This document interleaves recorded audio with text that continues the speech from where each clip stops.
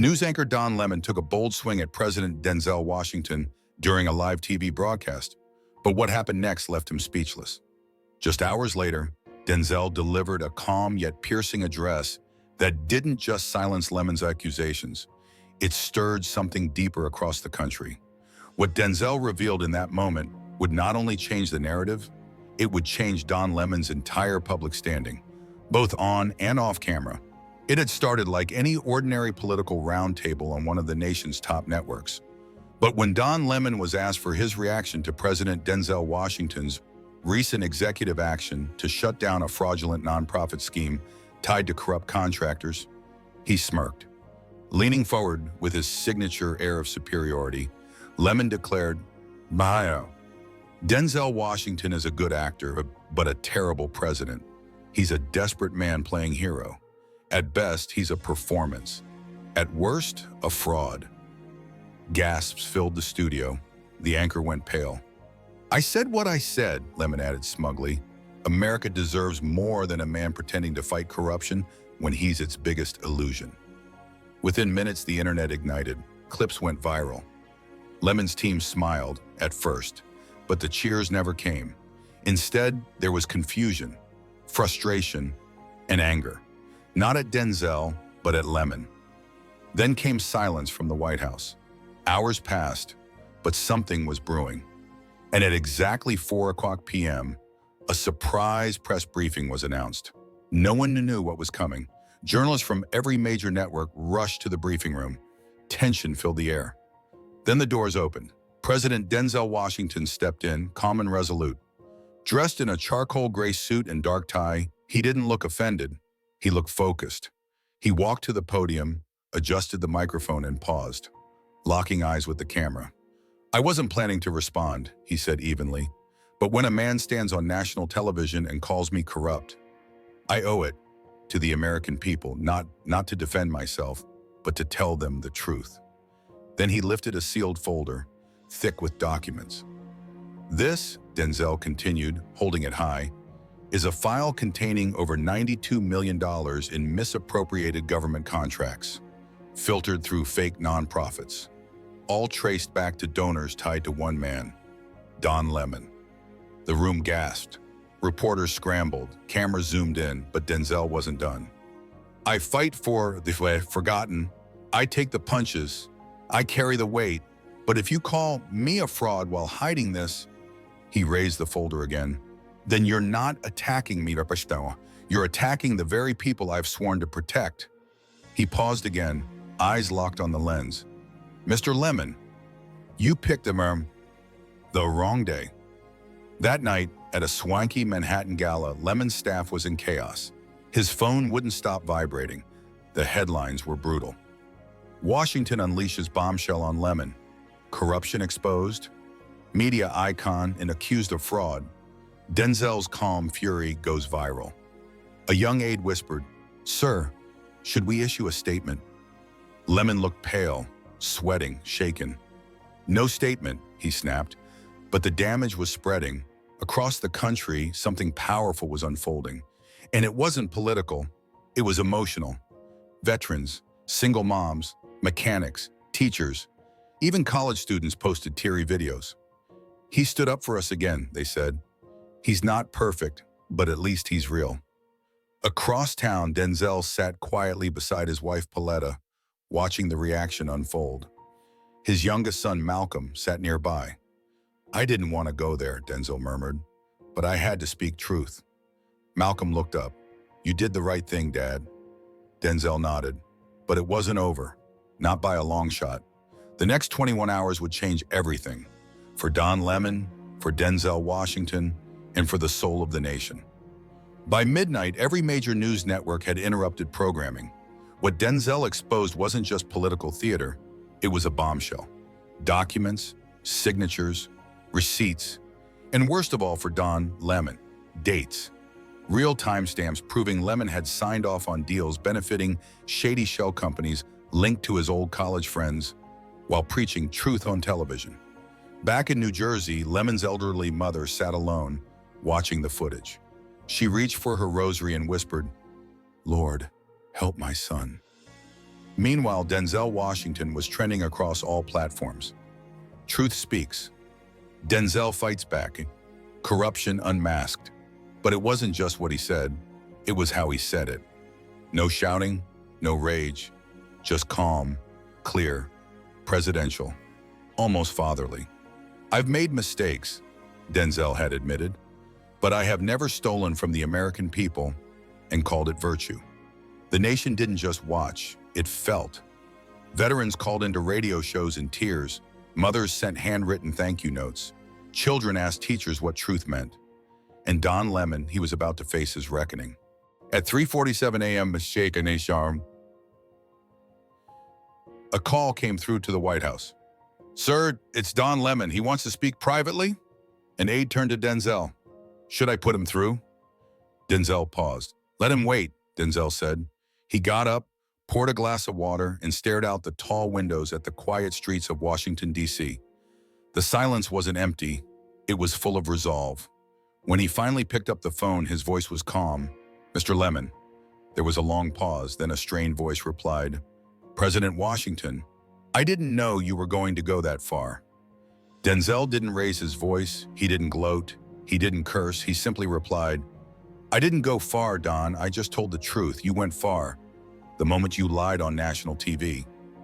Lemon stammered, You could have ruined me." Denzel answered softly, "You ruined yourself the moment you mocked the American people by calling the man who fights for them a fraud." Then he hung up. No yelling, no threats, just silence. Don Lemon sat in the dark, shaking.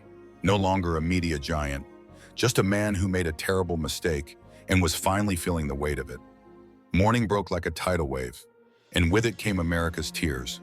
Truck drivers posted videos of themselves crying in their cabs. A school teacher in Iowa held up her phone in class and told her students, This is what honesty looks like."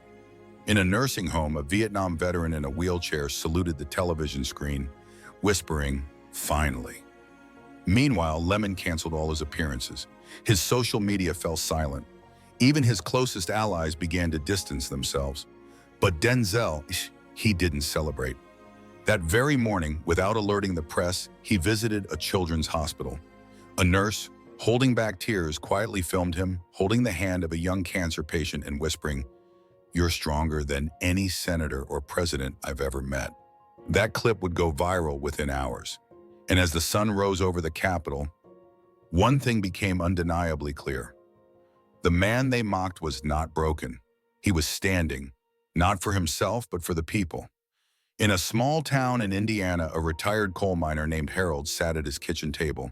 He hadn't cried in years, not when the mine shut down, not even when his wife passed away. But after Denzel Washington's speech, he wept. Harold reached for an old envelope and began to write, "Dear Mr. President, I'm just a forgotten man. But last night you reminded me that we still matter. When Don Lemon mocked you, you didn't punch back with hate. You answered with truth. Thank you for fighting for us." His hands trembled as he sealed the envelope. His 11-year-old grandson looked up and asked, "Why are you crying, Grandpa?" Harold smiled through the tears. "Because that man in the White House still remembers people like me." He mailed the letter. It would land on President Washington's desk just hours later, and what he would do with it would break the country's heart wide open. CNN tried to spin the story. Lemon's team scrambled to reframe his remarks, calling them misunderstood, but it was too late. America had already seen the truth. Denzel didn't need to yell. He didn't need to name call. He simply opened a folder and let the facts speak. In contrast, Lemon's team deleted tweets, pulled down videos, scrubbed old interviews. But screenshots don't disappear. Memory doesn't delete. Every post Denzel made that morning was flooded with love. "Thank you, President Washington. I was losing hope. You reminded us what leadership looks like. You didn't just expose Lemon, you gave us strength." In a small diner in rural Arkansas, two black women watched the news in silence. One leaned forward and whispered, "I didn't vote for him, but after yesterday, I might." Something was shifting, not politically, spiritually. In Ohio, a 9-year-old boy named Jesse had watched the speech with his father, a Marine veteran. That night, Jesse went to bed holding a folded American flag. the one from his uncle's funeral. At breakfast, he said, "I want to give this flag to President Washington. He's not fake like that man on TV. He's real." His father choked up. That same morning, Jesse drew a picture of Denzel standing tall, a heart on his chest. His mother posted it with the caption, "My son says this is what a president should look like. Thank you, Mr. Washington, for standing tall when others lied." By noon, the White House had reached out. By nightfall, Jesse's flag was already on its way to Washington. At the next speech, Denzel would hold that folded flag without saying a word. The crowd would erupt, and Don Lemon, watching from a hotel room alone, would finally begin to understand. He didn't just lose a debate, he lost the trust of a nation. Back in the West Wing, President Washington sat with his closest advisors. He placed a new folder on the table, thicker, heavier. Unlike the one he had shown before, this one was marked "Classified, Eyes Only." Senior advisor Marcus Williams leaned forward. "Sir, are you sure you want to release this?" Denzel raised his hand. "The people deserve to know, not tomorrow, today." Inside the folder were wire transfers, financial disclosures, emails, clear proof that a community housing initiative long praised by Don Lemon was actually a laundering hub.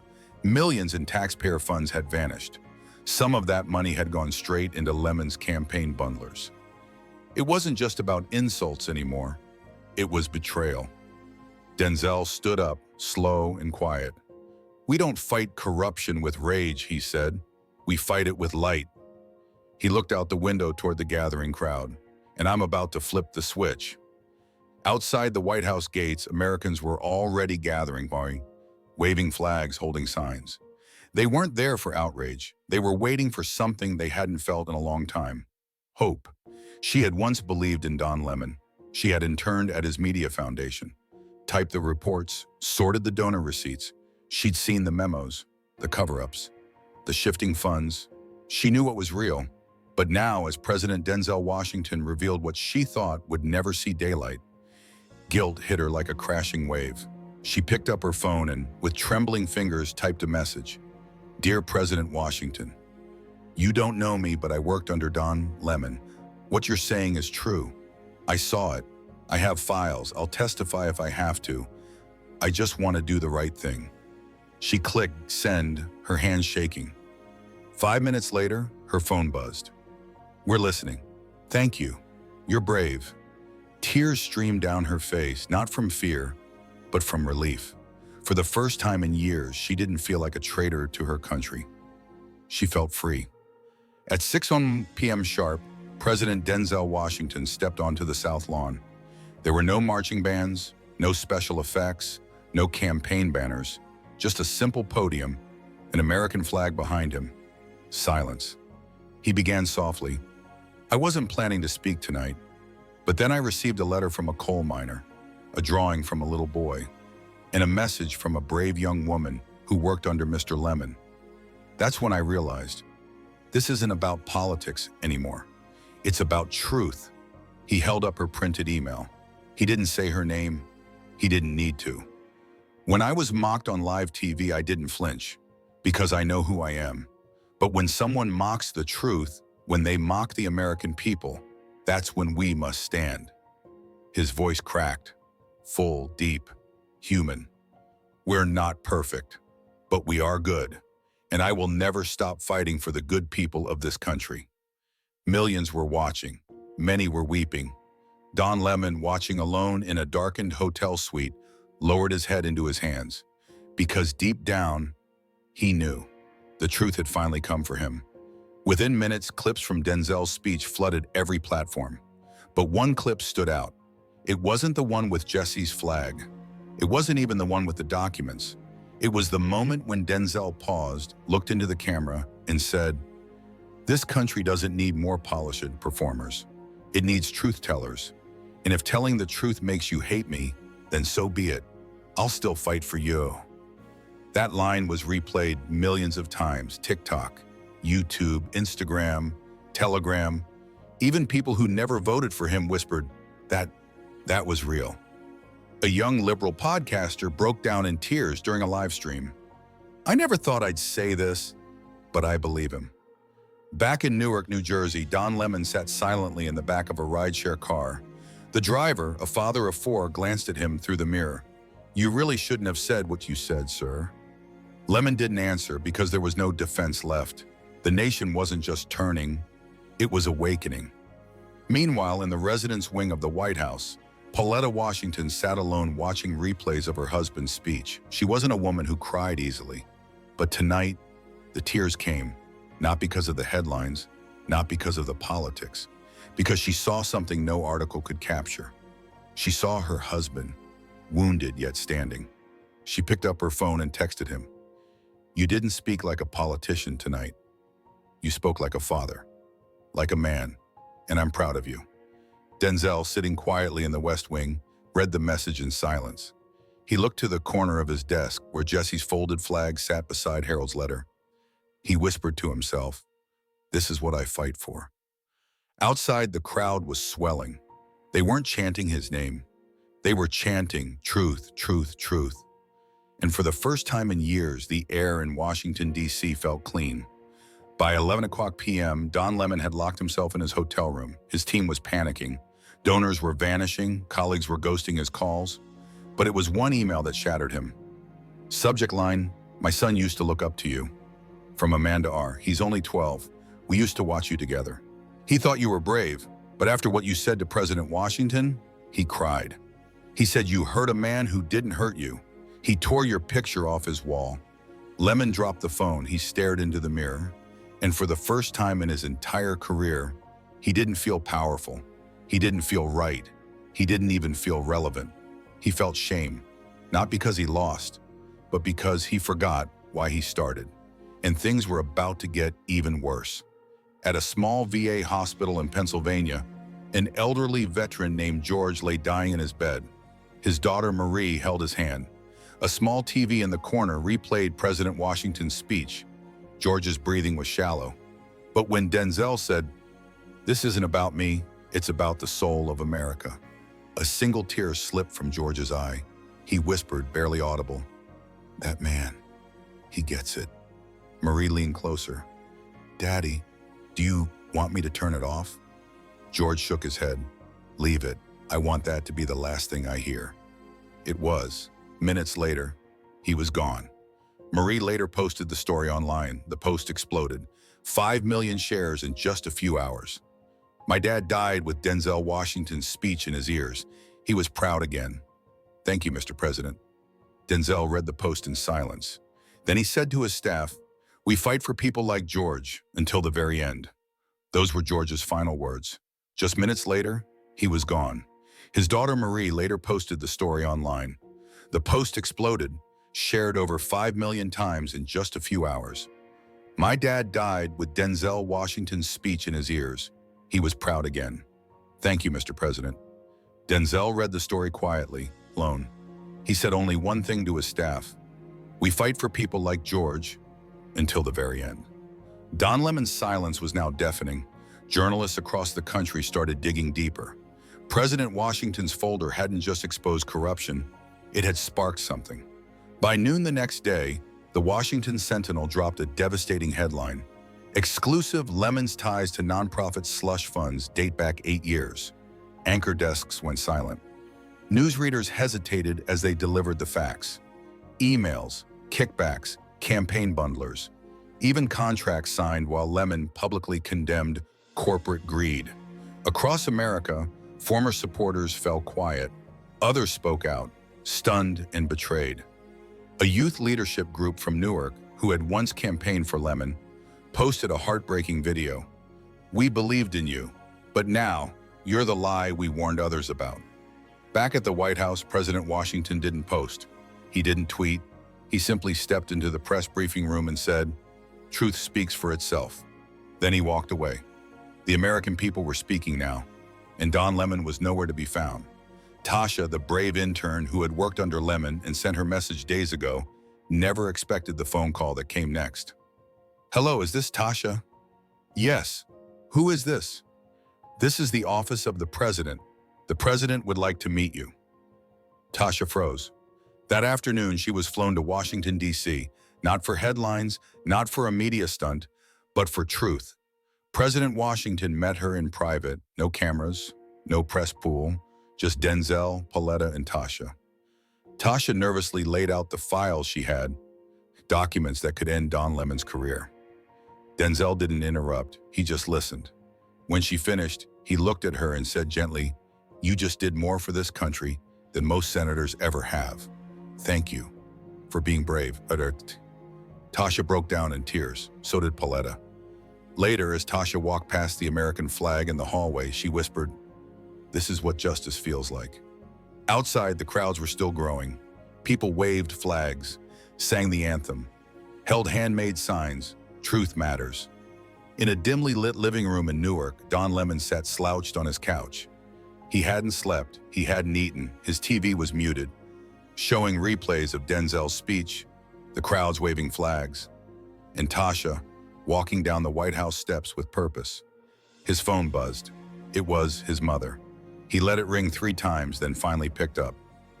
"Hi, Mom." Her voice cracked. "Don, what happened to you?" He tried to speak, but nothing came out. "You used to tell me to always speak the truth. I believed you. I defended you. But now I see what they're saying. And it hurts, Don. It really, really hurts." His hand shook. And then she said it, the one sentence that broke him. "I still love you, but I don't recognize you anymore." She hung up. And for the first time since the scandal broke, Don Lemon cried, not because he lost a debate, not because of headlines, because the one person who always stood by him was now disappointed. In a middle school gymnasium in Iowa, students had gathered for a standard citizenship assembly. But something different happened. A teacher wheeled in a TV and played a clip from President Washington's speech. The moment he held up Jesse's drawing and Harold's letter, the room went still. Even the rowdy kids in the back sat up straight. When the clip ended, a 6th grade girl raised her hand. "Why did Mr. Lemon lie?" The teacher paused, then replied, "Because sometimes adults forget what it means to be brave." But President Washington reminded us, real courage isn't shouting the loudest. It's standing tall for truth. The gym erupted in applause. Another teacher filmed the moment. It went viral within hours. Kids across America were watching, and they saw the truth clearer than the media ever had. That school assembly would become a symbolic turning point, the moment even children understood what was right. But the final blow didn't come from President Washington. It came from inside the Senate chamber. Behind closed doors, 3 Democratic senators submitted sealed complaints. Don Lemon must step aside. Abuse of public trust, moral failure. One even said aloud, "He mocked a man trying to fix what we broke." Don sat there, stone-faced. But inside, he was crumbling. Back at the White House, Denzel was briefed on the situation. He didn't smile. He didn't celebrate. He simply said, "Let him fall on his own. I've done my part. The people see what they need to see." And they did. From coast to coast, Americans weren't just watching a scandal. They were watching a nation remember what real leadership looked like. In a quiet diner in South Carolina, an elderly black man named Robert sat by the window, gripping a worn wooden cane. He had once marched for civil rights in '63. He believed in justice. He had supported Don Lemon, until now. On the diner TV, Denzel's speech played again, especially the part when he said, "The truth doesn't need to shout, it just needs to be seen." Robert's eyes welled up. A young waitress noticed. "Sir, are you okay?" He nodded slowly. "I marched in '63. I believed we were walking toward truth, but somewhere our leaders forgot." She sat beside him quietly. He looked out the diner window and said, almost to himself, "I never thought I'd say this, but that man in the White House, he's walking toward truth now." The next day, that private moment was shared online, captured by another diner patron. "Civil rights hero changes his mind," the headline read. The video moved millions, because people weren't just watching a president win a fight. They were watching hearts heal. That evening in a small church in rural Tennessee, something unexpected happened. During the sermon, the pastor paused. He stepped down from the pulpit and asked, "Who here watched the president's address last night?" Almost every hand rose. The pastor nodded. "Then you saw a man stand in fire and not back down." He motioned for the congregation to come forward. They formed a large prayer circle. Then a little boy, no older than 7, stepped into the middle holding a small American flag. "I want to pray for President Washington," he said. "I want to thank God that he didn't get angry back. He told the truth, and that helped us." Silence, then tears, then prayers. One woman, sobbing, whispered, "He reminded us who we are." Someone filmed the moment from the back pew. By the next morning, it had reached every corner of the internet. And for many, it wasn't a political moment. It was a spiritual one. At the White House, Denzel's staff showed him the clip. He watched it in silence. Then, voice low, he said, "That's the America I know. That's who I fight for." Meanwhile, in a hotel room hours away, Don Lemon sat at his desk, tired, unshaven, hollow. He stared at a blank sheet of paper. Then he began to write. "To the American people, I made a terrible mistake, not just in what I said about President Washington, but in the kind of man I allowed myself to become. I tried to tear someone down, instead of standing for something real. I'm sorry." He folded the letter, hands trembling. "Make sure it reaches the president," he told his aide. At sunrise, Denzel received it. He read it in full, quiet, still. Then he said just 5 words, "We don't kick fallen men." He didn't release it to the press. He didn't gloat. He chose grace. The people had already spoken. And in the hush of the early morning, America stood a little taller. Just before noon the next day, major networks interrupted their programming. Breaking news, Don Lemon to address the nation live. America froze. Some expected spin, others expected more denial. But when Lemon appeared, something was different. His face was pale, humbled, heavy. He looked into the camera and began, "I won't defend what I said, because it was wrong. I let my pride speak instead of my heart." President Washington didn't just respond. He revealed something I'd lost: humility. "And I'm sorry." Gasps echoed across living rooms, classrooms, cafes, ERs. He continued, voice breaking. "To the president, to the people, to my mother whom I let down, please forgive me. This isn't a political statement. This is a human one." He reached up, removed his campaign lapel pin, and placed it on the podium. Across the country, people were stunned. Not because a man had fallen, but because he finally stood up for the truth. In the West Wing, Denzel watched silently. Then he said, "That's the first honest thing he's said in years." That same afternoon, President Washington made an unannounced stop in Newark, New Jersey. No press, no cameras, just Secret Service and silence. He stepped up to a modest brick home, the house of Don Lemon's mother. She opened the door in shock. "Mr. President, why are you here?" Denzel smiled gently. "Because I saw your tears, and I wanted to tell you, your son's apology mattered." She covered her mouth, overwhelmed. I don't know what to say." He looked her in the eyes. "You already did. I forgive him. I just hope one day he forgives himself." A neighbor snapped a blurry photo of Denzel walking down the street alone. They posted it online with the caption, "Sometimes healing happens in silence." It exploded because people didn't just admire President Washington for winning. They admired him for choosing mercy over revenge. Back in Washington, candles were being lit in front of the White House. Not in protest, but in peace. Americans gathered, people of all races, beliefs, and ages, holding candles and flags. A little girl walked up to the gate, slipped a folded piece of paper through the bars. It read, "Thank you for fighting for us."